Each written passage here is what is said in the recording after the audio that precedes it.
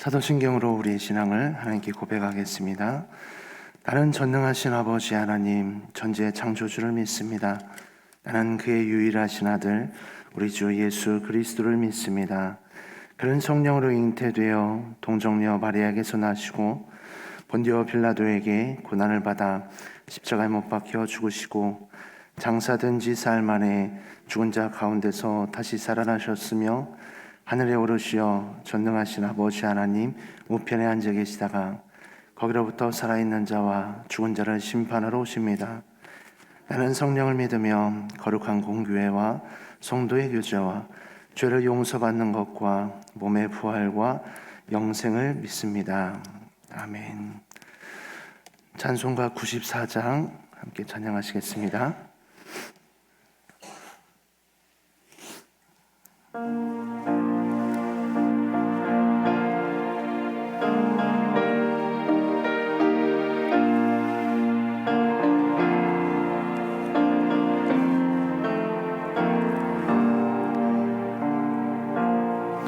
주 예수보다도 귀한 것은 없네. 이 세상 부귀와 바꿀 수 없네. 영주인 내 대신 돌아가신 그 놀라운 사랑 잊지 못해. 세상 즐거움 다 버리고 세상 자랑 다 버렸네. 주 예수보다도 귀한 것은 없네. 예수 밖에는 없네. 주 예수보다도 귀한 것은 없네. 이 세상 명예와 바꿀 수 없네. 이전에 즐기던 세상 일도 주 사랑하는 마음 뺏지 못해. 세상 즐거움 다 버리고 세상 자랑 다 버렸네. 주 예수보다도 귀한 것은 없네. 예수 밖에는 없네. 주 예수보다도 귀한 것은 없네. 이 세상 행복과 바꿀 수 없네. 유혹과 핍박이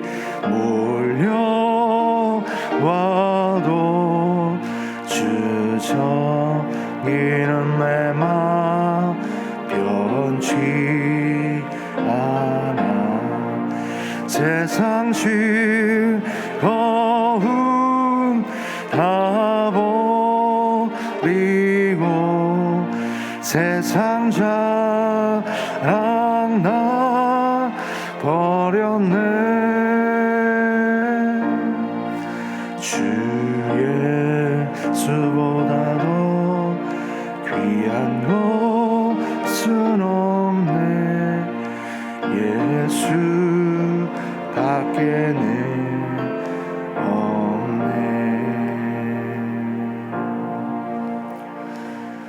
오늘 우리에게 주시는 하나님의 말씀은 고린도전서 1장 26절에서 31절까지의 말씀입니다. 고린도전서 1장 26절에서 31절까지의 말씀 한 절씩 교독 후 마지막 절을 합독하겠습니다. 형제들아 너희를 부르심을 보라. 육체를 따라 지혜로운 자가 많지 아니하며 능한 자가 많지 아니하며 문벌 좋은 자가 많지 아니하도다. 그러나 하나님께서 세상에 미련한 것들을 택하사 지혜 있는 자들을 부끄럽게 하려 하시고 세상에 약한 것들을 택하사 강한 것들을 부끄럽게 하려 하시며 하나님께서 세상의 천한 것들과 멸시받는 것들과 없는 것들을 택하사 있는 것들을 패하려 하시나니 이는 아무 육체도 하나님 앞에서 자랑하지 못하게 하려 하심이라. 너희는 하나님으로부터 나서 그리스도 예수 안에 있고 예수는 하나님으로부터 나와서 우리에게 지혜와 의로움과 거룩함과 구원함이 되셨으니 다 함께 기록된 바 자랑하는 자는 주 안에서 자랑하라 함과 같게 하려 함이라. 아멘. 기도하겠습니다. 좋으신 아버지 하나님 은혜를 감사합니다. 지난 간밤에도 저희들을 주님 품 안에서 편히 쉬게 해주시고 또 이 새벽에도 저희들을 주 앞에 불러주심을 감사합니다. 물을 떠난 고기가 살 수 없음 것 같이 저희가 주의 은혜가 없이는 한순간도 살 수 없음을 고백합니다. 이 새벽에도 말씀과 기도 가운데 저희들을 만나주시며 주의 성령으로 충만케 하여 주옵소서. 기도의 용을 부어주시고 마땅히 간구할 것들로 기도할 수 있게 하여 주옵소서. 주님께 감사의 예물 또 1,000번째 예물 성경금을 드립니다. 하나님 아버지 믿음으로 순종으로 감사로 드리는 예물을 주님께서 기뻐 받으시고 약속하신 하늘의 복과 땅의 복으로 충만하게 채워 주옵소서. 주의 은혜로 종의 가정들을 형통케 해주시며 그 자녀들을 축복하여 주시옵소서. 예수님의 이름으로 축복하며 기도하옵나이다. 아멘. 이 새벽에도 주의 은혜와 축복이 함께 하시기를 축원합니다. 이제 우리가 이제 세상을 이제 살아가면서 이제 우리에게 필요한 것이 있다면은 이제 자부심입니다. 자부심. 내가 왜 여기에 있는가, 또 내가 왜 사는가에 대한 자부심이 있어야 세상을 살죠. 저희 어머님은 이제 그 자부심을 이제 물질적인 것에 두셨어요. 그러니까 경제적으로 누군가에게 도움이 되면 도움이 되는 존재다 이렇게 생각을 하신 거죠. 그래서 저희 집에 이렇게 연세 다 드셔서 오셨는데도 뭔가 자꾸 일을 하세요. 왜 하세요, 어머니? 밥값이라도 해야지. 그래서 하도 제가 우리 어머님이 그러셔서 엄마 밥값이 얼마인데? 네, 그러고 이제 그런 얘기 하셨는데 이제 뭐라도 해야 이제 자기가 이제 존재하는 있는 가치가 있다라고 생각을 하는 것이죠. 그런데 무엇을 가지고 자부심을 삼는가? 이것이 이제 인생을 달라지게 만듭니다. 뭐 돈을 가지고 내 자부심을 가지고 샀는지, 어떤 사람은 외모를 가지고 자부심을 갖는 분도 있겠죠. 잘생 요즘 말하는 얼짱 뭐 이런 그걸 가지고 또 자부심을 갖는 사람도 있겠고, 또 어떤 사람은 자식 잘 키운 것을 가지고 자기 인생에 자부심을 가지고 살아가는 사람도 있을 것입니다. 그러니까 어떤 자부심을 갖고 있느냐가 그 사람의 인생의 칼날을 결정짓는 것입니다. 예수 믿는 사람들은 어떤 자부심으로 살면 될까요? 예수 믿는 사람들은 예수 믿는 사람들은 예수님이 자부심이 돼야 돼요. 예수님이 자부심이 돼야 됩니다. 근데 이것이 그렇지 않을 때 이제 교회의 어려움을 겪게 되는 것입니다. 자, 이제 오늘 본문의 얘기가 이제 그런 얘기들입니다.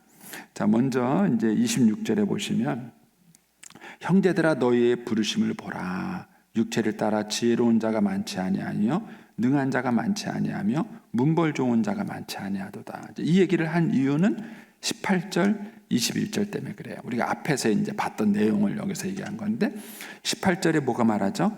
십자가의 도가 멸망하는 자들에게는 미련하게 보여요. 왜 바보같이 죽지? 왜 바보같이 십자가에 죽는 거야?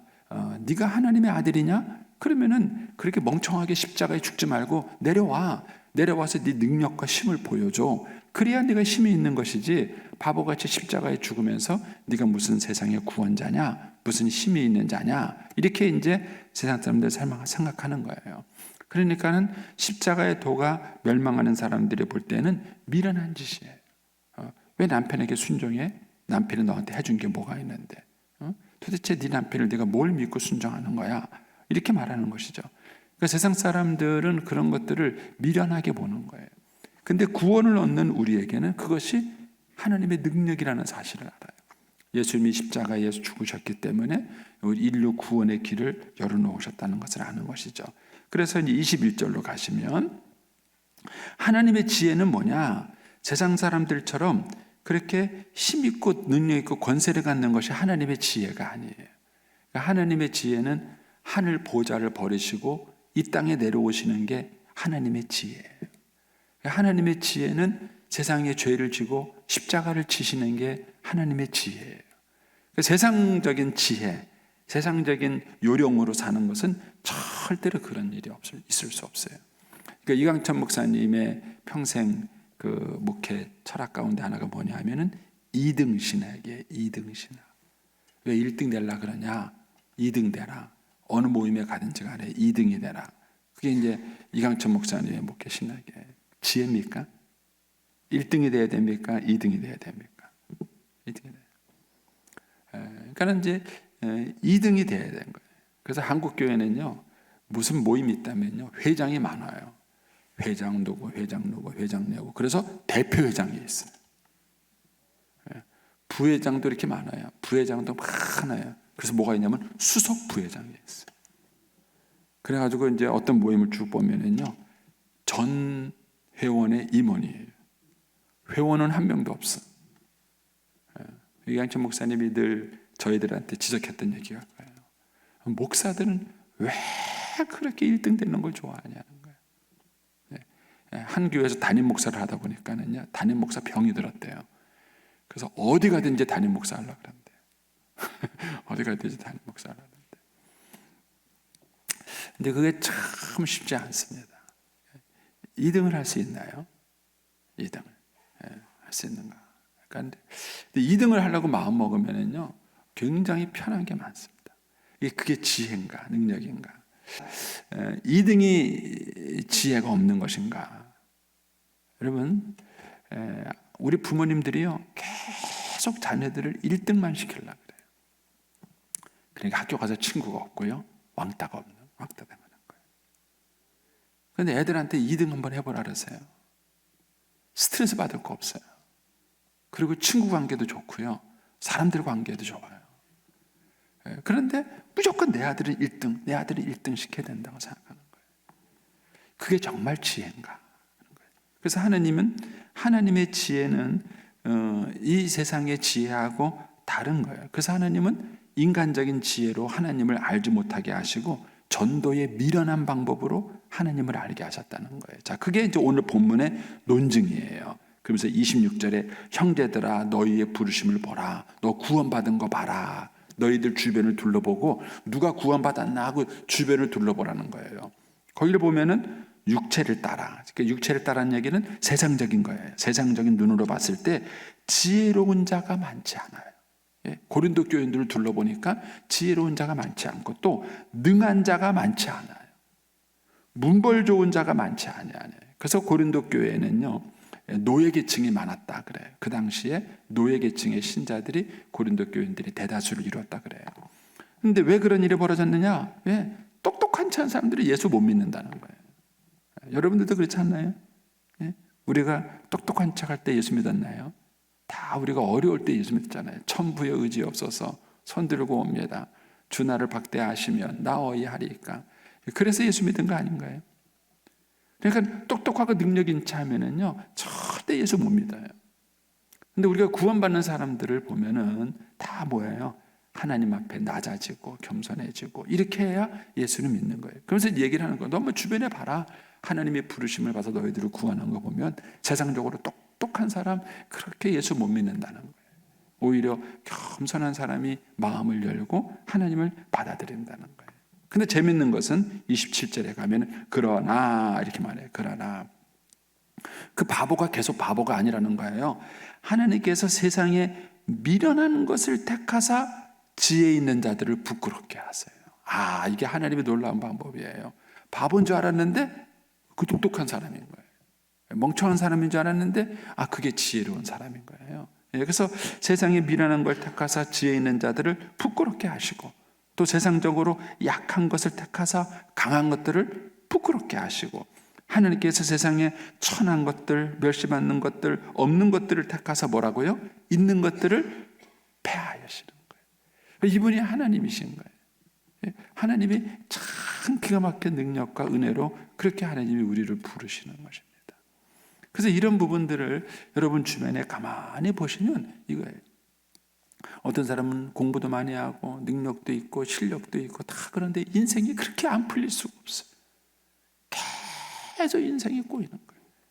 근데 어떤 사람은 별로 가진 거 없고 능력 없고 힘이 없는 사람 같은데 인생이 잘 풀리는 거예요. 잘 풀리는 거예요.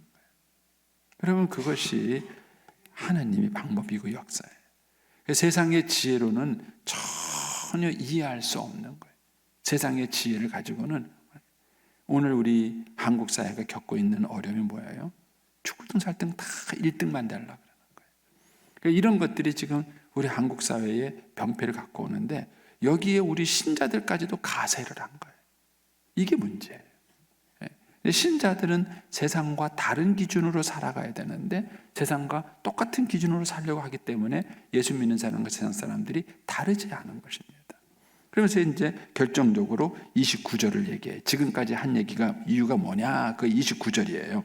이는 아무 육체도 하나님 앞에서 자랑하지 못하게 하려 합니다. 문제는 바로 요거예요. 자랑이 문제예요. 뭘 자랑하느냐 하는 거예요. 여러분들이 뭘 자랑해요? 요번에 우리 1등 했어요. 요번에 우리 서울대학 갔어요. 우리 요번에 막 점수만 1등. 여러분, 이거 자랑하세요? 여러분들이 가라는 자랑이 뭐냐는 거예요.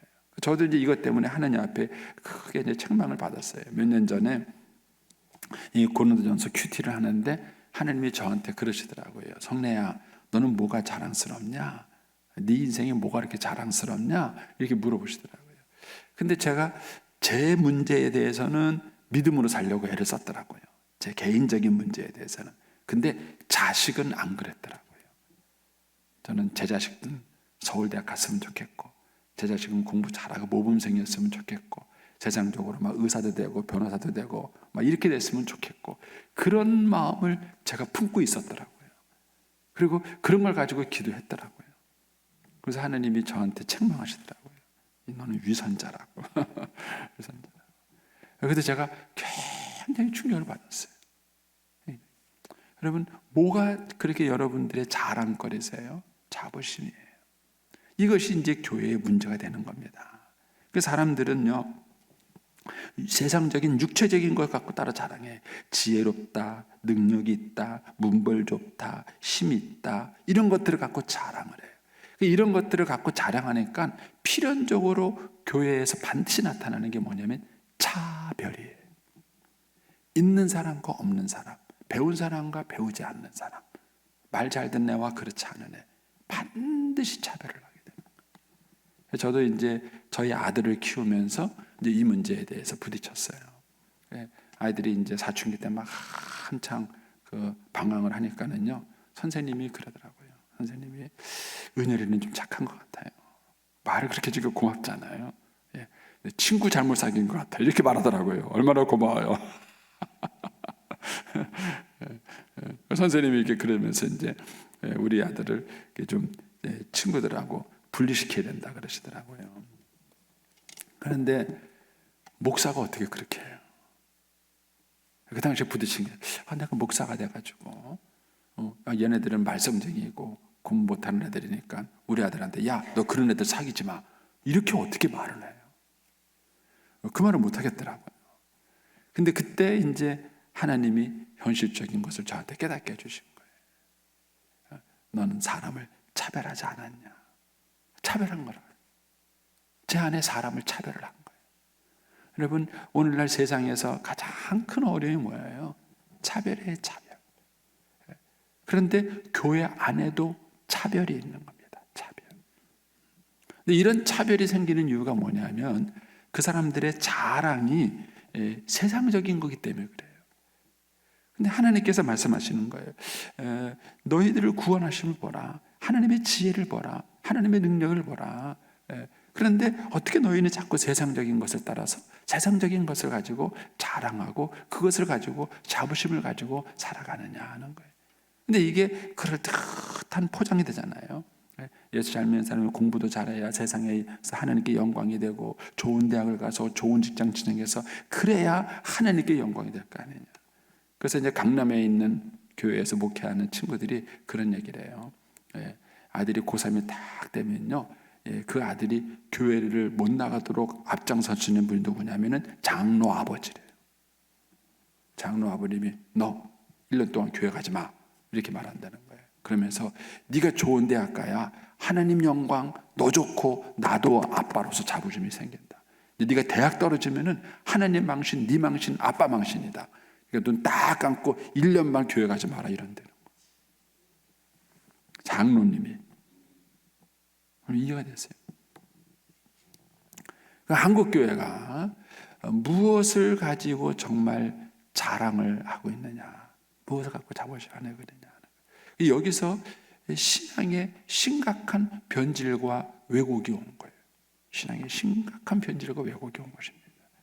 그러니까는 29절에서 하나님 뭐라 그랬냐면은 아무 유체도 자랑하지 못하게 했어요. 왜? 내가 구원받은 게 하나님의 은혜예요.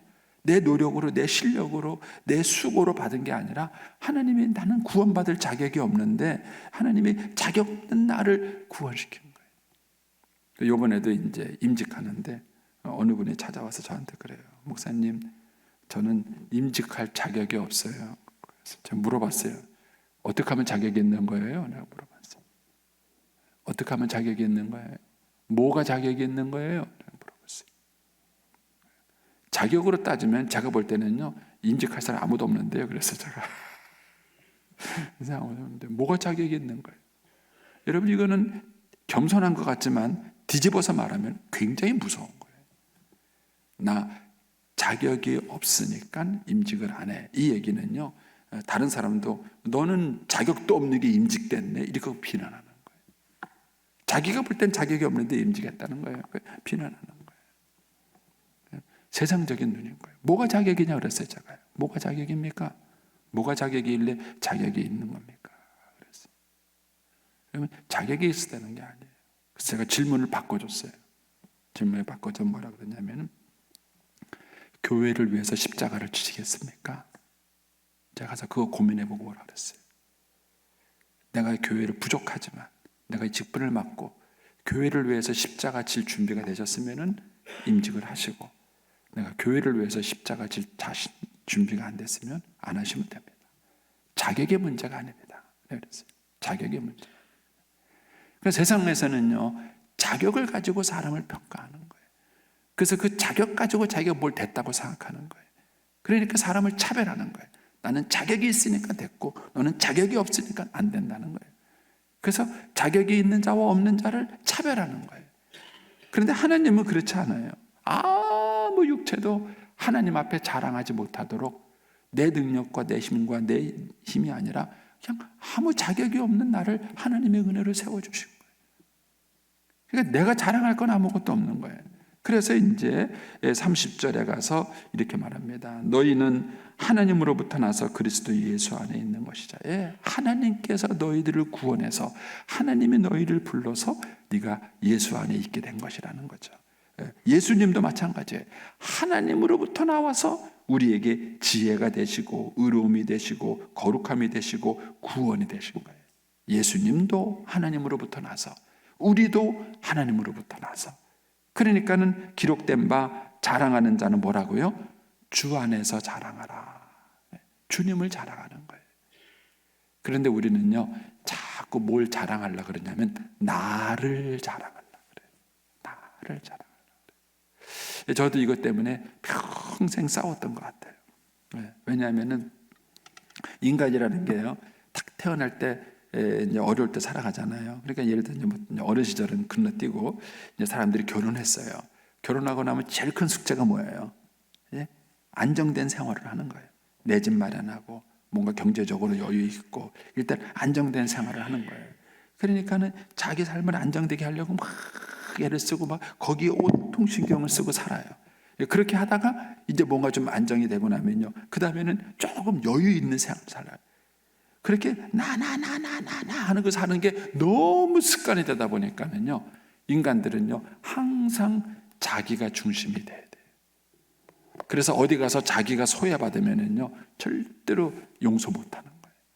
절대로 용서 못하는 거예요. 근데 이거 내려놓는 게 참 어렵더라고요. 내려놓는 게. 하나님, 이렇게 내가 남편에게 순종하고 살다가 내 인생은 뭐죠? 나는 뭐가 되는 거예요? 내 인생은 뭐가 되는 거예요? 우리는 늘 그런 문제에 부딪히는 거예요. 내가 이렇게 양보하고 희생하고 살다가 그러면 하나님, 나는 뭐가 되는 거예요? 나는 어떻게 돼? 난 바보가 되는 건가요? 이제 이런 질문이 항상 우리에게 다가오는 거예요. 그런데 사람이 자기를 높이지 않고 주님을 높이는 삶이 달라져요. 뭐 내가 무시당하면 어떠냐? 이렇게 하더라도 예수님 이름만 높아지면 되지. 하나님만 영광이 나타나면 되지. 그러면은요, 사람이 전혀 다른 선택을 하게 되는 거예요. 그런데 인생을 막상 살아보면은요, 결론은 그렇게 안 나더라고요. 왜냐면은 하나님은요, 하나님을 높이는 사람을, 하나님은 그 사람을 높여주시더라고요. 이게 방식이 다르더라고요. 내가 나를 높이기 위해서 막 투쟁하고 사는 것과 나는 하나님을 높였는데 하나님이 나를 높여주시는 거예요. 하나님이 나를 높여주시는 거예요. 여러분, 그래서 우리의 인생의 참된 자랑과 자부심은 자기가 자기를 자랑하는 순간 우리는 인생이 흐트러지는 겁니다. 그래서 주님은 자랑하는 자는 자기를 자랑하지 말라는 거예요. 주님을 자랑하는 거예요. 주 안에서 자랑을, 주의 은혜를 자랑하고 주님이 나에게 베풀어 주신 공로를 자랑하는 거예요. 그것이 우리들의 삶 속에 차별이 안 갔거든요. 생각해 보세요. 큰 교회 하든 작은 교회 하든 뭐예요? 나도 하나님의 은혜를 여기 있고 당신도 하나님의 은혜가 거기 있어요. 그러면 그 사람하고 나하고 차별할 게 아무것도 없는 거예요. 근데 내가 얼마나 공부 열심히 했는지 아느냐? 너 잘 때 난 기도했고, 너 잘 때 나 공부했고, 너 잘 때 막 노력했고, 그래서 내가 이 자리에 온 거야. 이렇게 생각하면은요, 그렇지 못한 사람을 반드시 차별하게 돼 있어요. 너는 노력 안 해서 그래. 너는 기도 안 해서 그래. 너는 공부 안 해서 그래. 이러면서 반드시 그 사람을 차별하게 되어 있는 것입니다. 그래서 이 고린도 교회에 파당이 생긴 원인은 뭐냐? 그것이 주를 자랑하지 않고 자기를 자랑하려고 했기 때문에 그런 것입니다. 자기를 자랑하려고 했기 때문에. 이것이 고린도 교회 어려운 거예요. 그래서 얘기하는 거예요. 자랑하는 자는 주 안에서 자랑하다. 그리고 우리가 다 하나님의 은혜로 여기를 살아온 거예요.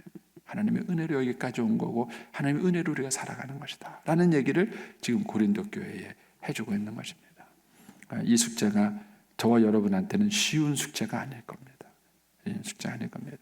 그런데 이 말씀의 원리대로 정말 우리가 주님을 자랑하고 하나님을 기쁘시게 하는 삶을 사는 것이 우리가 신자로서의 바른 삶을 사는 것이고 교회를 교회되게 할 수 있는 것입니다. 여러분, 오늘 한 날도 주님만 자랑하며 살아갈 수 있게 되기를 축복합니다.